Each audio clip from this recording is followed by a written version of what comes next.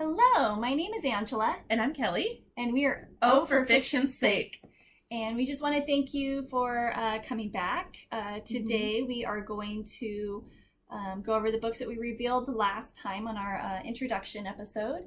And we're going to kind of we're going to discuss each book, what we felt about it. And we're going to go over, we created a Goodreads rating system, which Kelly can explain to you. So what we're doing is each of us is going to give a 1 out of 5 star rating on plot, character development, emotional content, dialogue, and the concepts of the book. And we'll take each of our ratings from each one of those things and average them out. And that's going to be our Goodreads rating. Yes, for how many stars we give it. Yes. And then we're gonna go over our writing challenge. And as aspiring writers, you know, the whole point of this YouTube video is to basically keep ourselves accountable and also inspire other writers who are just like us, who love books and love to write books and love all books, love all fiction. So we're gonna do writing challenges to help keep us on track for what, you know, our goals are, and then hopefully it will inspire you to join along with us. So today we have the 2 books that we're going to discuss. So Kelly, let's see. Kelly, the one that she picked last time was The Lonely Hearts Hotel by Heather O'Neill. And the one that I picked is Moon Called by Patricia Briggs. So I think we're just going to dive right into it. I think let's just go over Moon Called first. Yeah. And we'll go over a little bit about the book and kind of discuss it. Remember that we have different reading interests, so we're going to step out of our comfort zone, which is also very good for you if you're trying to be creative and achieve goals. Step out of your comfort zone, so here we go. So a quick synopsis of Moon Called.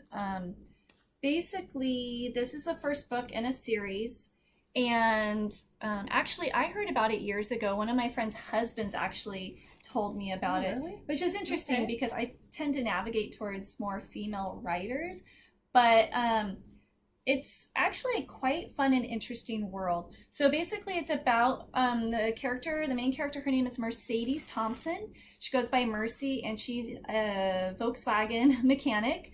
And she also is what she calls herself as a walker. So she changes into a coyote. So it's roughly based off of the skinwalker mythology of Native America. Not really, but they don't really know what to call her that for lack of something. Right, and she explains the difference of what she really is and what the skinwalker mythology was. So that's kind of cool that she puts in that distinction.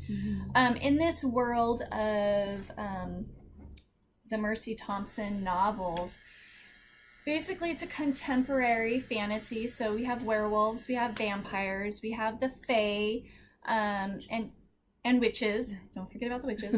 And it takes place in this little town in eastern Washington. Well, kind of little. It's the Tri-Cities.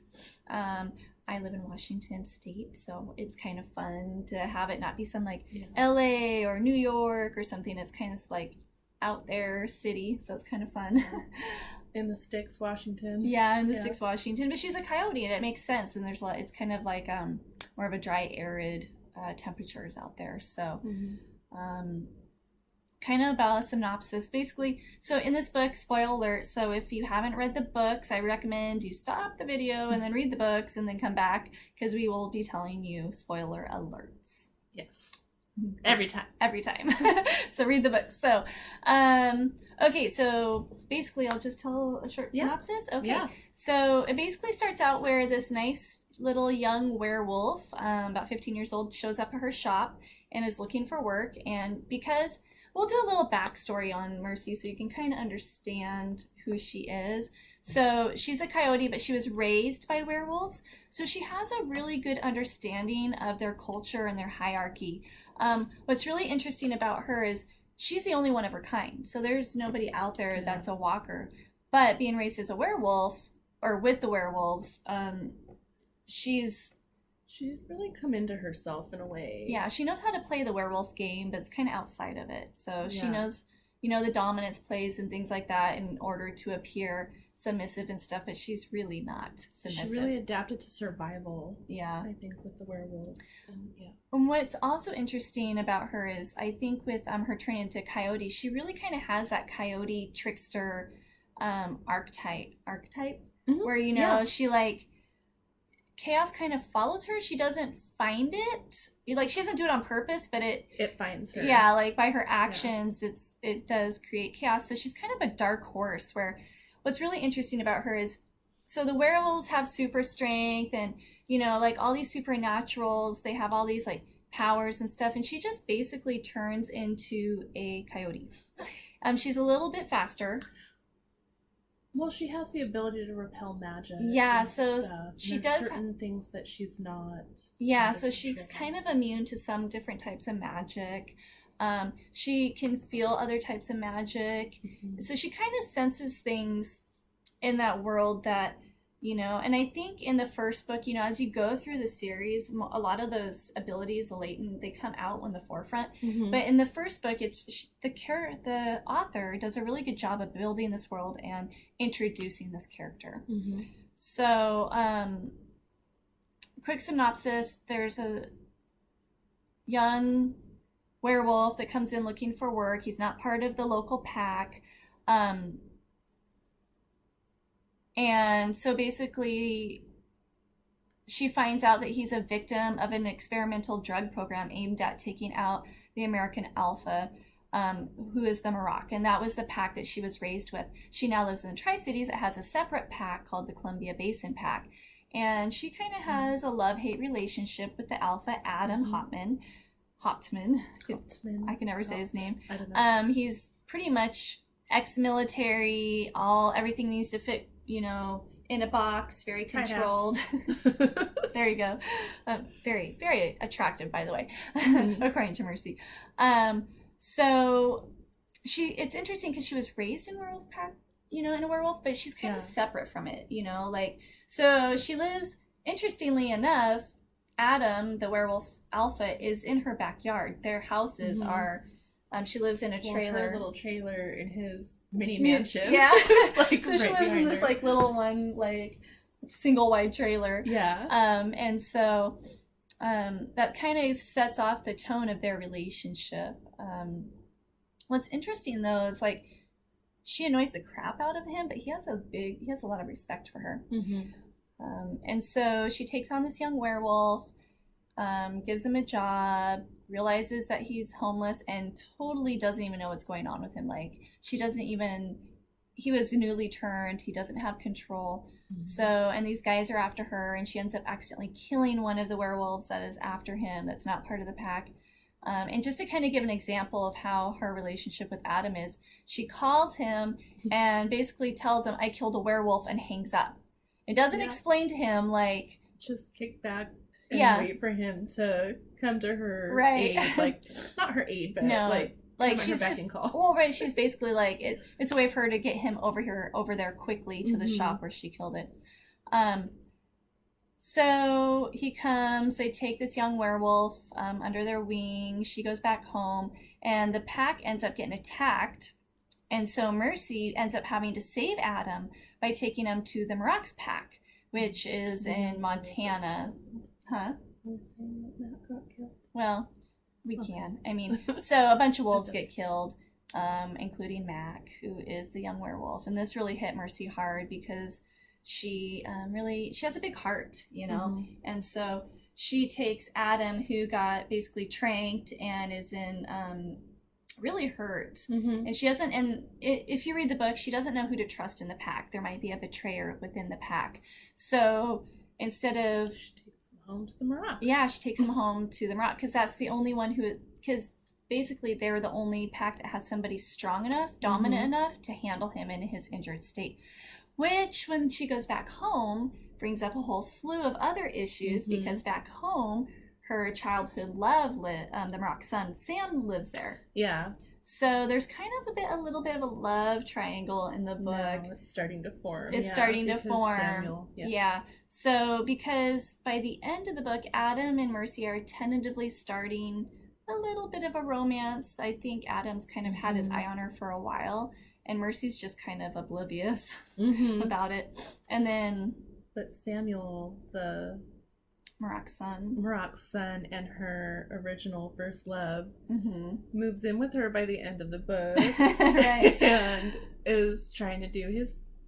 He wants her. Thing. Yeah. Yeah. So it's interesting. And then what's nice about Mercy is what's interesting about her is she has her hands in all the pies.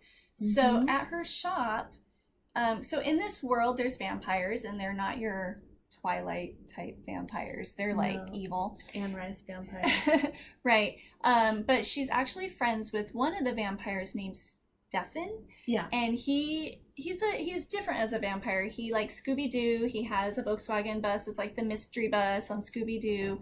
He's definitely a vampire, but he likes Mercy. They're friends. And basically the vampires, you have to pay them for protection, and she's a poor mechanic, so she fixes up their cars for free. Is basically how she does that payment, and Stefan is her point of contact. And then the shop itself, that brings into the other people in the world, which is the Fae. Yes. And what's interesting about the Fae is they came out about 10, 15 years ago. Yeah, like in the 80s. Yeah, they came out because with forensic science and other things, in the world, it's harder to hide. Yeah. So they came out, which at first worked okay, and then of course, humans, scary, other worlds, let's, we better get our pitchforks out, as much as we can. Yeah. So they basically put them on reservations, which there's a reservation. So her boss, which is a metal worker, or a gremlin, was what he calls himself, used to own the shop and then sold it to her. So he was her mentor in the whole mechanic. Because he had to go on the Fae reservation. Yeah, because he had to come out in public. So, and then the witches, there's a witch that works and they're basically kind of scary. And she does a lot of the cleanup for the pack. So like the dead wolf that Mercy killed, the witch had to come and clean up. So, so that's kind of how the author does a really good job of introducing all the characters, or all the different types of groups in this book. And sets up the world really good. She builds it really well. And she does it in such a clear and concise way that there's no confusion over what supernatural being has which job or place in this world. Yeah. Yeah. I think this book is really, it's a lot of fun. It's a fast read. It's a fun read. Basically, she goes to, so get back to what the story's about. She gets back to she goes to Montana to the Maroc's pack, and then basically ends up, Samuel has to come back because there's this conspiracy and they're drugging these werewolves, and it's supposed to be impossible. Right. Yeah. And actually, in the end, it's this whole conspiracy to basically get to the Maroc. Yeah, get to the Maroc. So he sends his son to go with him. And so Mercy basically gets embroiled with the vampires and with the Fae to try to figure out who these people are. So a couple things that we wanted to touch on, like conversation touch points. So that's kind of basically the synopsis of the book. So what I like the fact that she's not super powerful as the other supernaturals, but she's a dark horse, is really interesting because she really holds her own. Yeah, she really does. And part of her ability as a walker, for want of a better term, is that she is not under the same type of domination as some of the other supernaturals. So where the alpha can squash a lower wolf, or the mistress of the vampires can control their actions, Mercy is immune to all of that. And so that allows her a lot of privilege, that even though these supernaturals are stronger and most of them are faster and and they have these powers she doesn't, she has a way to get around that. And what I find interesting too is, like, in the situations that she gets herself into, she always gets out of them, but it's like this weird luck. Like, I mean, she definitely, it's not that she doesn't hold her own, she does, but like when she kills a werewolf, she basically she's in coyote form, she tears the throat out, and the werewolf was not supposed to die because they're a lot stronger. He should have healed quickly. Yeah, but she ended up killing it, and everybody's like, what? You killed a werewolf, you little, because she's kind of human, even though she's not. Like, she's not all powerful. And throughout all the series, things like this happen, and, kind of people underestimate her, but really, she is not to be underestimated, Yeah. She's pretty badass. She is. So, and then... going off of Mercy's badassness in that respect, I really like how Patricia Briggs, in a lot of these books where the women need to like step up to be the hero, they always have to like kind of sacrifice a part of themselves to be a hero. And Mercy doesn't have to do that. She just kind of like embodies this heroism. And it just is natural for her. She doesn't have to, like, well, I really don't want to do this, but I have to. I'm forced to. She's like, steps in and owns that. Like, this is what's going to get the job done. She has a big, strong sense of what's right and what's wrong and what she will do for her friends. She's very loyal. And it's interesting you say that because I think she she kind of grows into her own as the series progress. So each book, she kind of gets more powerful. She steps into more of herself, and then the way writing's supposed to be. Yeah, and the character and the author does a really good job with that. So I highly recommend that you read it if you want a fun read. We're going to go over, what did you think about the plot? Like, we're going to go over our 5 stars. We're going to talk a little bit about the different, plot, character development, dialogue, concepts, and emotional content. And we're going to give our stars. So what did you think about the plot of it? So for the plot, I gave this a 4-star because while I did enjoy the read and I liked the book as a whole, it was kind of like, in the beginning, it was just kind of jumping all over the place. It was hard for me to catch a thread of, what exactly we're focusing on here. See, I read the book years ago, but I just re-listened to it on audiobook. Which the narrator of the audiobook is awesome, by the way. Yeah. Yeah. The narrator I love is Laurel. Is that Laurel King? We'll find out. Well, if it's not, I'm sorry, but I think that's who it is. But the narrator was really good. I liked the plot. When I was listening to it, what I liked about it is it moved pretty quick. Like, I get bored if the plot's kind of slow sometimes. And it did jump around, but it jumped around to, like, the different, like, okay, so you have the Columbia Basin Pack, and then you have the Morocco, and then you have the Fae, and then you have the vampires, and then it all comes together, So I gave it a 5. How do you feel about character development? I think she did a really good job kind of setting the background. I don't know if did we talk about Mercy's background at all? Yeah, a little bit. Her mom basically got pregnant when she was 17 by a rodeo cowboy who died 2 days later, and then 3 months later a little coyote shows up out of this baby, so she gives Mercy to the pack to be raised. And so it's interesting because Mercy has a lot of people behind her, but she's kind of alone. I think that isolation is a lot in her mind, where she thinks that she doesn't belong in one world or the other. But really, yeah, she does have a strong backing of, humans and supernaturals. Yeah, like she inspires loyalty on those, like... Stephen considers her a friend, even though he's like an evil blood-sucking vampire. Stefan, sorry. Okay. And even though she has a love-hate relationship with Adam, he actually really believes in her and stands by her, which is kind of interesting in their relationship. Yeah, he understands her ability, I think, far better than everyone else in her life. And even she does, which is kind of interesting. I gave the character development a 5. I did too, because I thought it was really great. You really knew where each character stood, and they didn't waver from that, I felt. So, yeah, I gave it a 5 as well. And then what do you think about the dialogue? The dialogue, I gave it 3. I'm really tough on dialogue.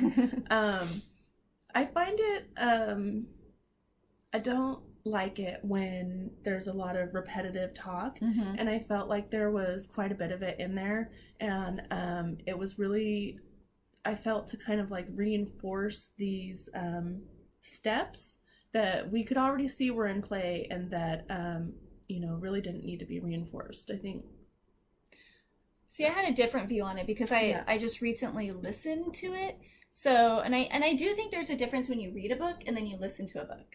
Yeah, definitely. Because I feel like when I listen to books, I kind of get almost a different story or a different perspective of it. But I felt that I felt that the author did use a dialogue in a way that moved the story along. Mm-hmm. And like I didn't think there was any unnecessary dialogue. But you'll have to read it yourself and tell me what you think. So I gave it a 4. Okay. And then the concept of the book, what did you think? Overall, I loved everything about it.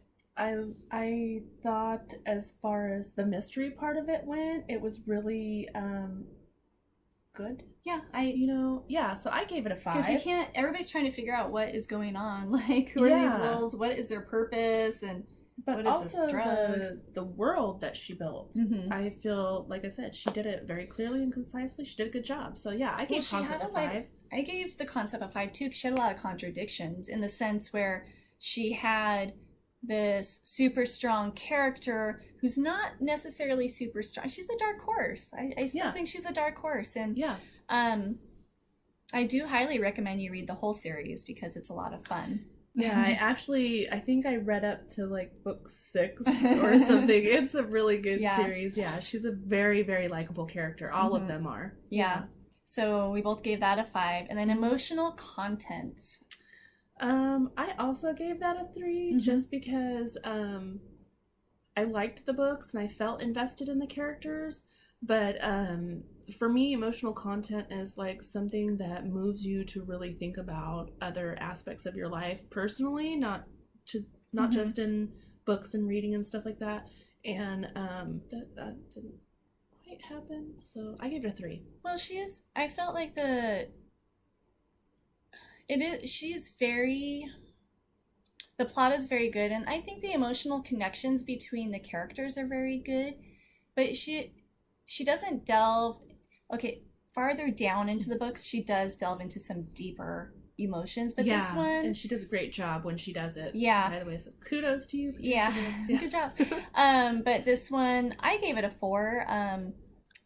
Because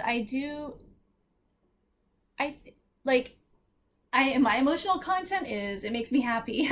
Yeah. So that's fine for me. So between with our different ratings, the total overall rating that we would give it is a 4.3. Mm-hmm. So that is our Goodreads star rating. Yeah. 4.3. So, and if you get a chance, if you haven't already, I truly enjoy this series. Mm-hmm. So Kelly, do you want to talk about the next book that we The Lonely Hearts Hotel? Yes. We'll show this again. O'Neill. Yes. So, and I didn't look this up, which I'm kind of mad at myself about. So I'm not sure if this was her first book or what, but it was really good. So it was voted a best book of 2017 by the Boston Globe and the San Francisco Chronicle. So I wanted to throw that out there. Yeah. She got some recognition for this, and I think it's good because she deserves it. Oh, wait, we should start. There's trigger warnings in this book. Oh, yes. So I apologize. When I introduced the book, I did not talk about the trigger warnings in it. And as we move through this little endeavor of ours, I'm definitely going to announce those when I announce the book that we'll be going over, because I realized that I just suggested to whoever is watching this so far to go and get a book that has a lot of childhood abuse, physical and sexual and mental, and a lot of adult kind of I don't know what I'm looking for. A lot of good trigger warnings. Yeah, there's drug addiction. Yeah, I mean, it goes into the seedier side of it, so it's not just it's not a happy-go-lucky book. So why don't you tell us the synopsis of this happy-go-lucky, beautiful book? I would love to. So, this book begins by introducing two unwed teenage mothers. One of them's actually 12-year-old, Pierrot's mom. Yeah. Who, obviously, this is Depression era in Canada. In Toronto. So, Montreal. Yeah. So it begins in 1914. And these young women are coming in and dropping their babies, their infants off at the orphanage because they can't care for them. It's not socially acceptable, and it's not probably financially possible it's definitely either. During the Depression, so you kind of feel that. Right, and it's in an age where basically if you are unwed, you are not...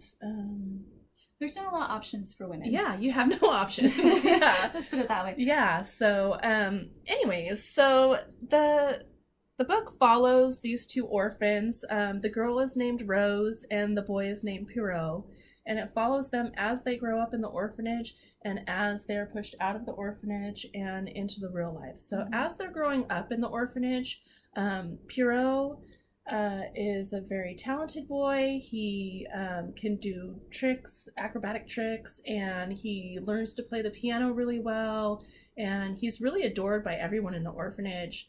And he also is sexually abused by one of the nuns from the age of 9 or 10 is when it kind of begins, and and this occurs to him throughout. And Rose is well liked by the children in the orphanage, not so much by the adults in the orphanage, and she faces a lot of physical abuse. She is constantly beat for many things. For stupid infractions that just basically not being she not towing the line. She gets to her own beat of the drum, basically. Right. That's not really allowed in the orphanage. Right. But that never phases her. The beatings never faze her. But Rose, in her own self, she has her own skills. So she is a very good actress, and she is a magnificent dancer. And she's highly intelligent. She is highly intelligent. She pursues her own education, which is another thing that really sets the nuns off as well. So as we're following these children, we see that by a chance opportunity, they become these performers for wealthy Montrealians. Yeah, so basically they go and perform for these rich families in order to bring in donations for the orphanage. Yes, and so they get that alone time together where their relationship really starts to bloom and they become each other's first loves. However, the nun who is sexually abusing Pierrot and the Mother Superior really want to discourage this. They think it would be just a complete shame if these two were to fall in love and grow up. So Pierrot actually ends up getting adopted by this eccentric millionaire who really ruins him. I mean, he loves him for who he is, but he doesn't give him any direction. He just lets him be his basically entertainment. Right. Yeah. And Rose gets sent off to be a governess, which really isn't good for anybody either. She's not your typical governess, and the kids of this place love her because she's like, let's pretend this, let's pretend that. Yes. But it works out in a way because the children were wild before Rose got there. Yeah, they couldn't keep a governess. Right. And she found a way to kind of get them to use that wild for good. Yeah. Just kind of by being more eccentric. Yeah, wilder than they were, pretty much. Yeah. So that's how that works. So eventually what happens is the wealthy man who adopted Pierrot passes away.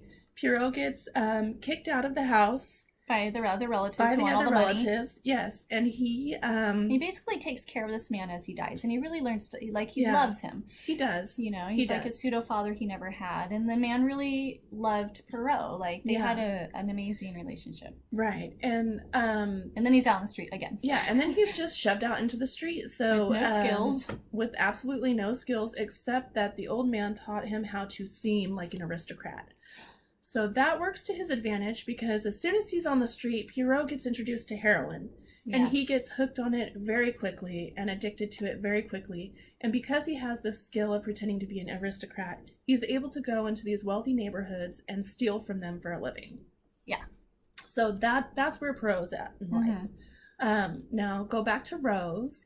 She's being this governess. Eventually she becomes the mistress of the man of the house. Who's a drug lord or a gangster. A gangster mafioso. Yeah.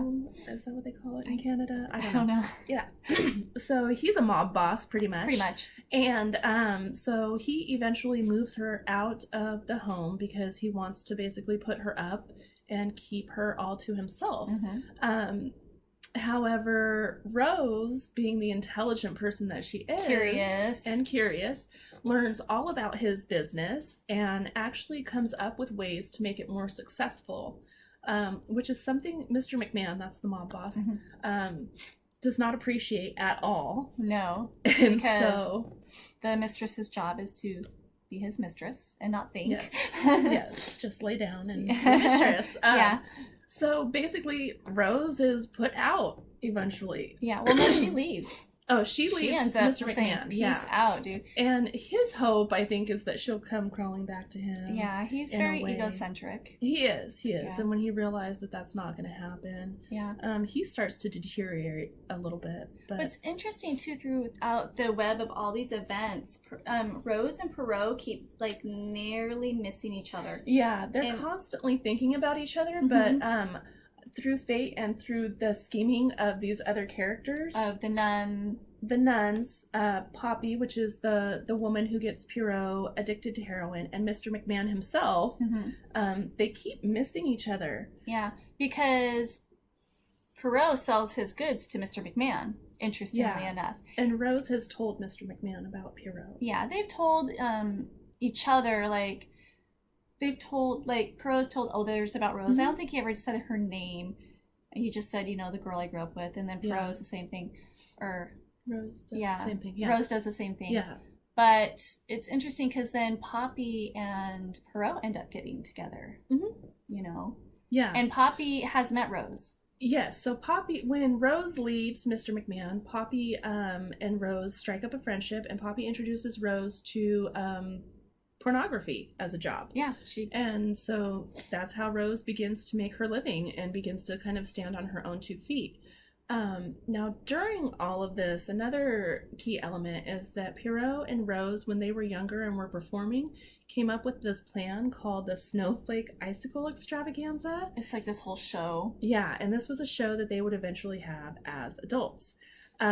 So if we fast forward a little bit, Perot cleans up and he starts playing music for a theater, and the goal of finding Rose and making her an honest woman. He did find her videos, by the way. Yeah, he did, and he loved them.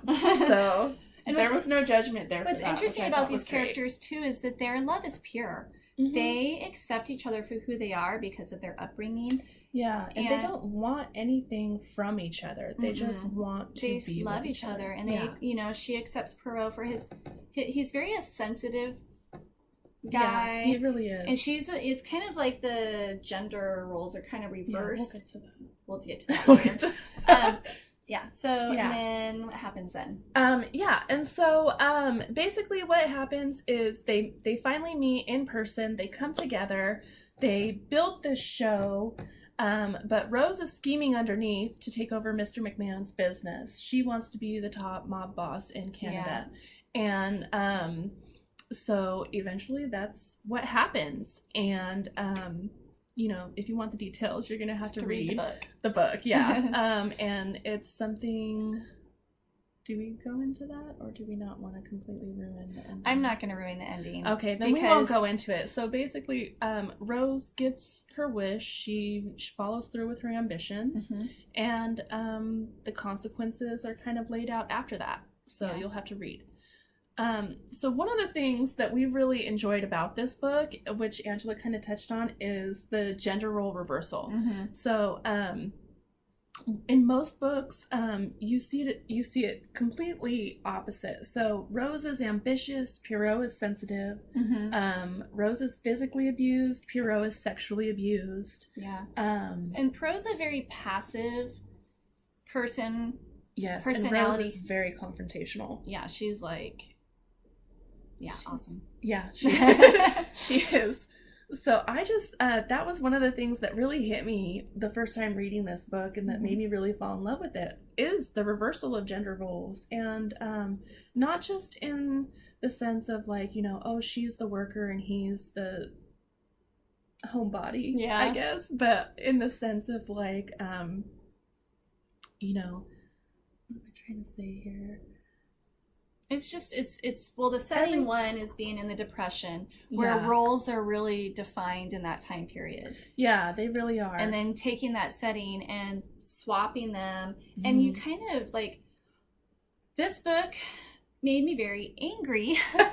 My emotional response to it, we'll get over to that, but because the things that these characters had to go through, I'm just like, oh my gosh. But then the writing of it is like, absolutely beautiful. Like this, the Heather O'Neill, the way that she writes and the way that she describes things is so unique and so beautiful.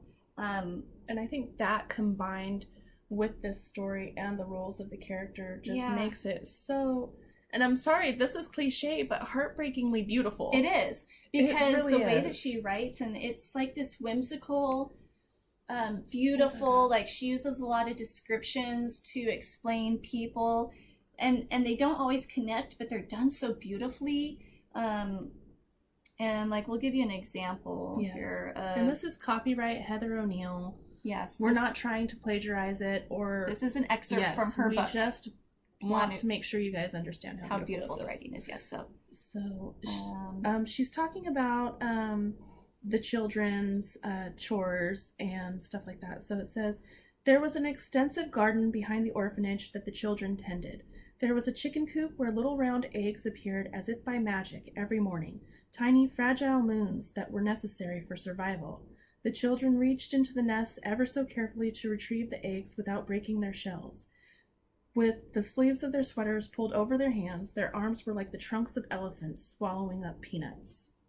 So her descriptions of like the arms would be the trunks of the elephants. Yeah. It's kind of, and she does that throughout the whole book. Yeah. Like, so it's like you just see that visual so beautifully. She paints the picture in a very kind of like circusy, fantastical, beautiful, but poignant, what's that word? Poignant and sad, and like, and the fact that like everything that Rose has been through.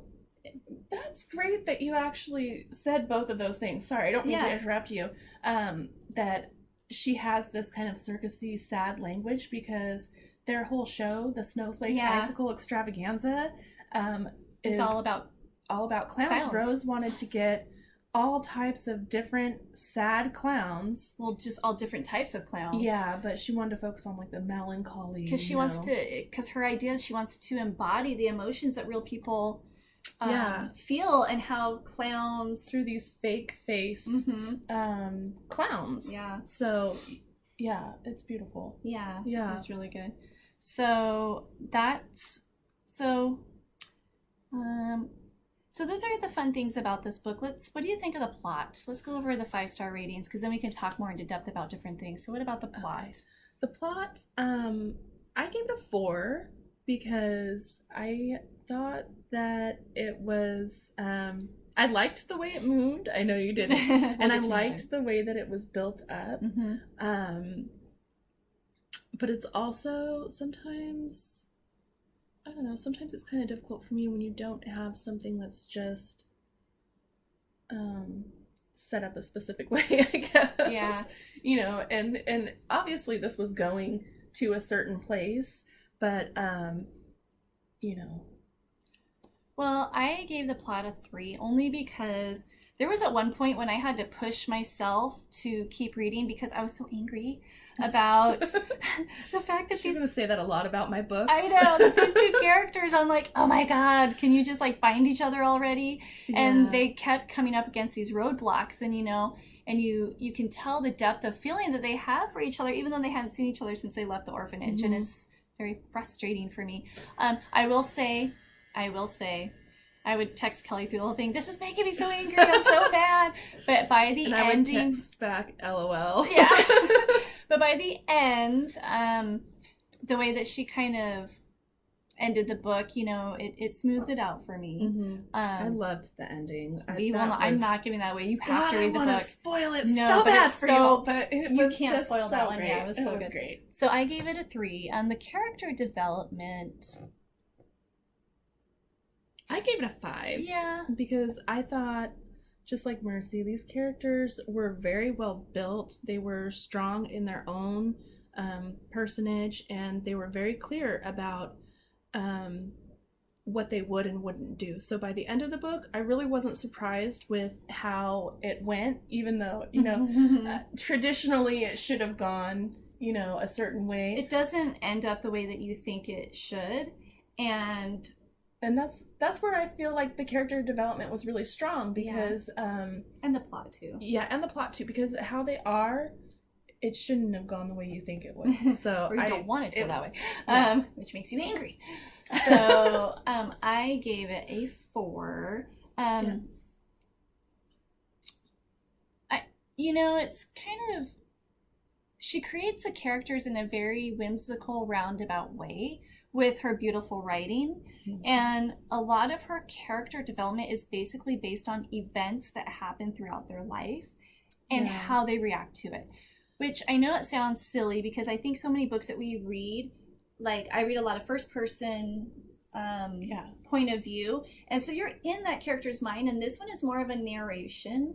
Like, I think it's omnipresent. Yeah, it's where it's just kind of narrating their journey in this beautiful language.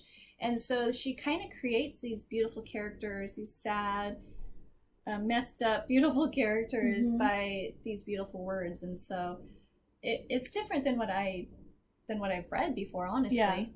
Yeah. What about dialogue? 4? What did you give it a 4?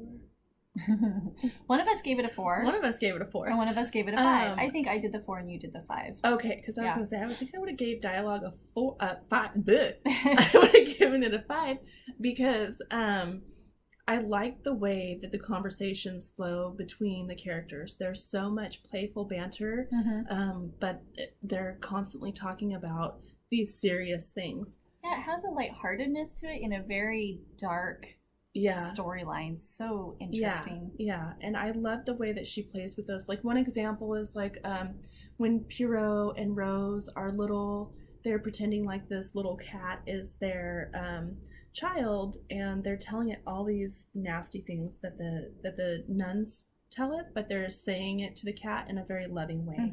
Like, you're so bad, and things like that. Yeah, things like, that they're getting dirty reinforced sinner, with. Right. but it's in a loving way. It's like, oh, you little dirty sinner. Right. You know? And so, but that's how the book is, you know. It deals with these dark topics, but the characters consistently have this lighthearted dialogue. It's like they almost escape into a fantasy world in order to be able to survive this dark, depressing world. Yeah, absolutely. You know? Absolutely. Yeah. So through Perot's through Perot's music and what's interesting is, I don't think we touched on this, but Rose, in the way that she handles it is she's created this imaginary bear that she dances with. And throughout her whole life, up into adulthood, she has this she holds on to this imaginary bear, and it's almost like her like safety blanket, or you know, because they don't have that growing up. Which kind of goes into the concepts. We both gave the concept a 5 because of the just, you know, what's the word? The role reversal. Well, yeah, just like the opposites of the beautiful language and the darkness of the story. Yes, I couldn't say that word, but the juxtaposition of yes. the beautiful language but the dark content.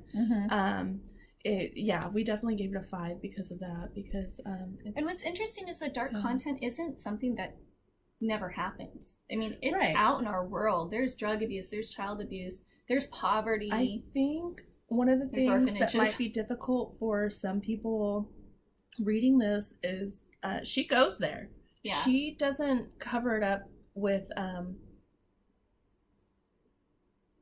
she doesn't gloss it over. She goes into detail about the beatings, about the pain that Rose feels, and about the marks that she has, and about the healing time that it takes. She goes into very uncomfortable descriptions of Pierrot's sexual abuse. But it's interesting because a lot of times it's from the point of the children, so it's told in a way where I think children tend to gloss over traumatic things. Like, I don't think they realize how traumatic it is in that actual event. So as an adult reading it, you're like, oh my gosh. But as a child, you're like just experiencing it, not understanding. Well, one thing that, going into that, one thing that I thought was very interesting is not only does she go into the acts being performed on Pierrot, but in his guilt over the acts happening, but also him enjoying it, which I think is a huge thing when people are sexually abused, especially over a long period of time, is they deal with that. Blurred. Yeah. Those lines get blurred. You know, it's very difficult to come to terms with, I don't want this to happen to me, but my body responded to it. Young boy, yeah. And so and also the concept that boys she goes into it. Oh yeah, that boys can't be raped. Yeah, the concept that boys can't be raped by a female. Yeah, because socially there's this idea that you know, when you hear about like Mary Kay Letourneau, it's like, oh well, where were these teachers when I was in school? Ha ha ha. And it's like, no, there is a deep sense of we always think men are the aggressors. Right. I mean, and that's not the case. Women can very much be the aggressors, whether it's towards men or other women. Yeah. So we thought the concept was a 5. The emotional content, we both gave it a 5. Because it emotionally irritated the crap out of me. I felt it very strongly. And even to a couple points when I didn't want to keep reading. But see, this is where I'm glad that I kept reading, because now that I'm through the book and it's over, I can really look at it and talk about it and see the beauty of it. But while I was in it, you know, like I said in my introduction, I like happy stuff, you know, and so... But this is why we're doing this, to get out of our comfort zone. And I think that was one of the great things about the book, too, is by the end of it, it does give you closure. You know, you are on this emotional roller coaster throughout the book of, like, you know, will they ever find each other again? Or will they ever overcome what's been done to them? You know, and by the end of the book, you get a definitive closure on those emotions. And that's definitely why I gave it a 5. And also because... like I said, thinking the emotions that it inspired in me, not just reading the book, but outside of the book too. I think like I've recently started a job in mental and behavioral health field, and I think, you know, I read this book before I took the job, but thinking of the experiences that these children have had in this book and their reactions as adults definitely inspires me to want to move into that field of work and work with realistic people who have gone through that, you know. So that kind of thing. So our overall rating that we gave The Lonely Hearts Hotel by Heather O'Neill is a 4.5. 4.5, and we'll show you the beautiful picture of it again. Which I love that cover. The moon in it, we didn't say, but in the moon, there's this big paper mache moon in her their snowflake show. Icicle extravaganza that they do, that comes which has to life. Has its own purpose, which you will find out when you read the book, or if you've already read the book, you know what we're talking about. So those are the 2 books that we forced each other to read. So we hope you enjoyed them. We enjoyed them. We are going to go, now we're going to switch to the next segment, which is our writing challenge. So as Kelly and I have told you before, we are aspiring authors. So our challenge, we're going to do it for November, is National Novel Writing Month. They call it NaNoWriMo, I don't know what they call it, but she calls it NaNoWriMo. I call it NaNoWriMo. Yeah, it's just what is in my brain. Motto. Right. So for those of you who have never heard of it, and actually, I think I've been doing this.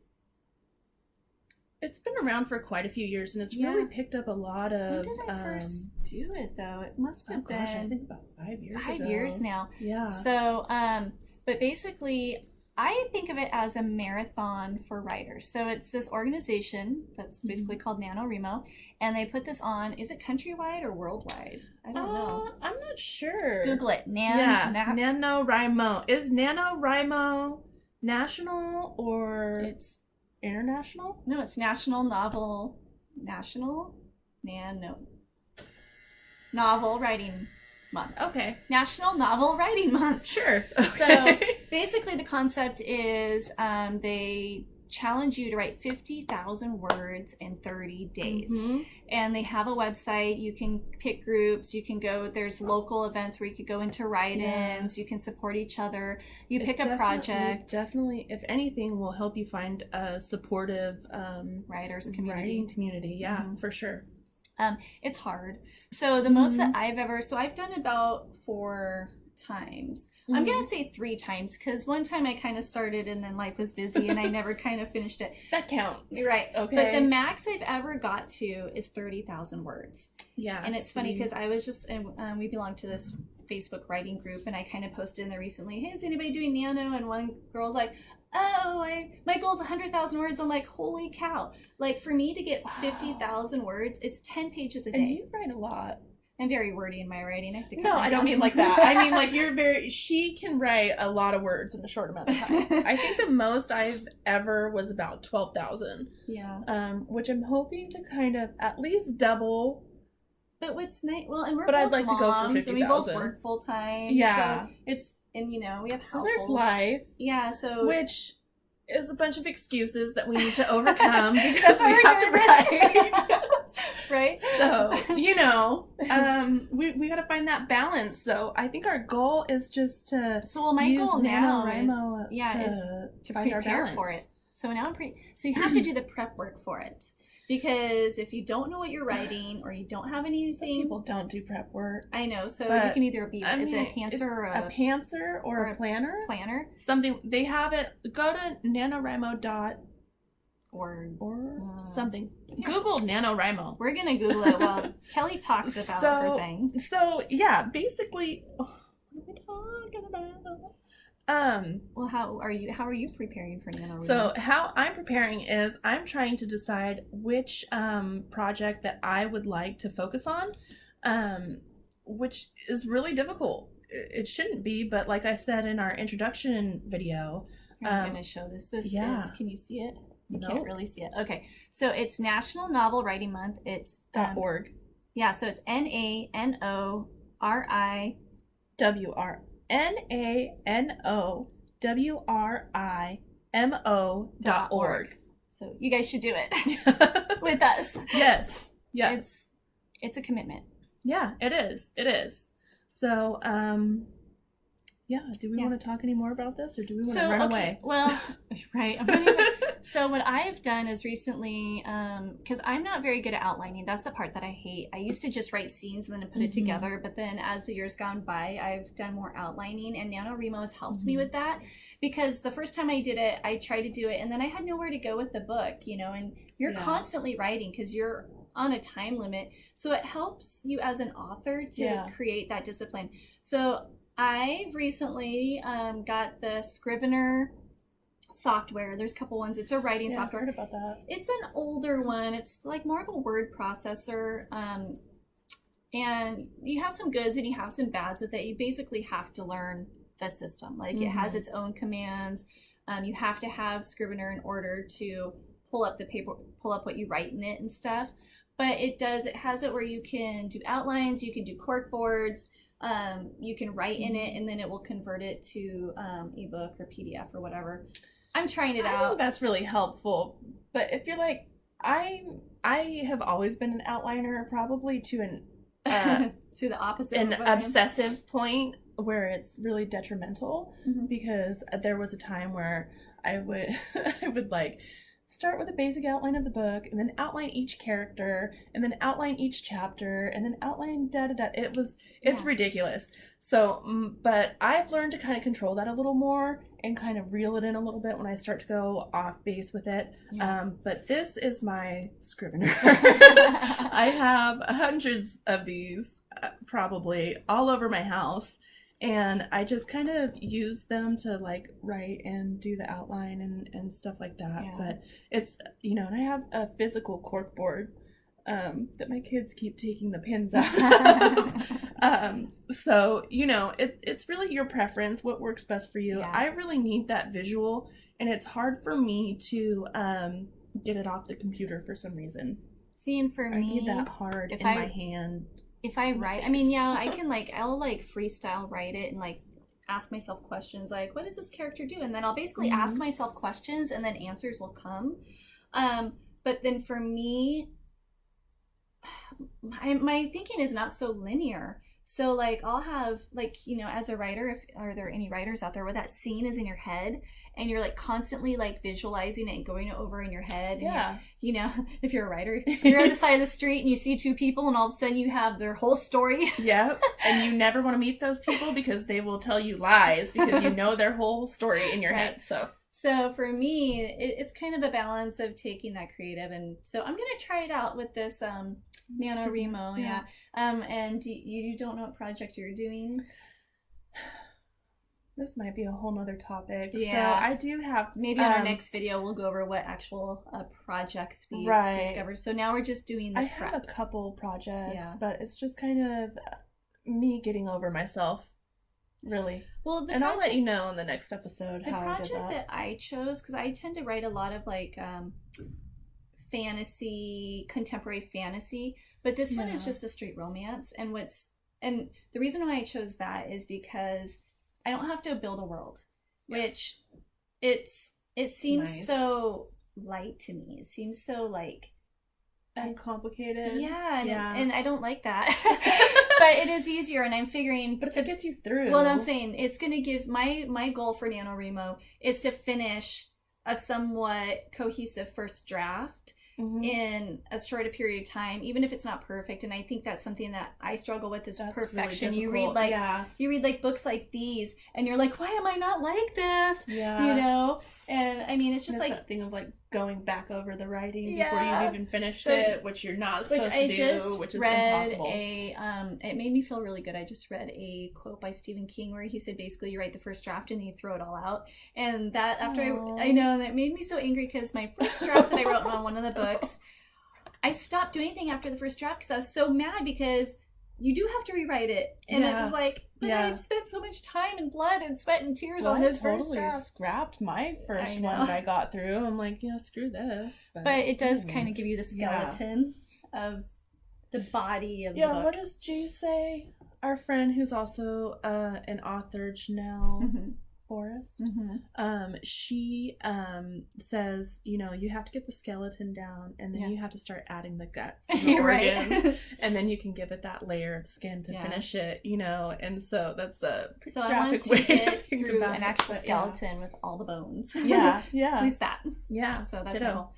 All right, so do you want to book reveal. Introduce our books for next week. Yes. So Kelly, what book are you going to torture with me this time? Actually, I wanted to talk to you about this. So, I realized when I realized that I didn't give a trigger warning for Lonely Hearts that it's very difficult when you constantly read things that are intense and dark, and I went through this point where I read all of the Game of Thrones series, which were amazing, but because of that series I couldn't bring myself to neuter my dog because everybody is a eunuch in that book. Oh my God.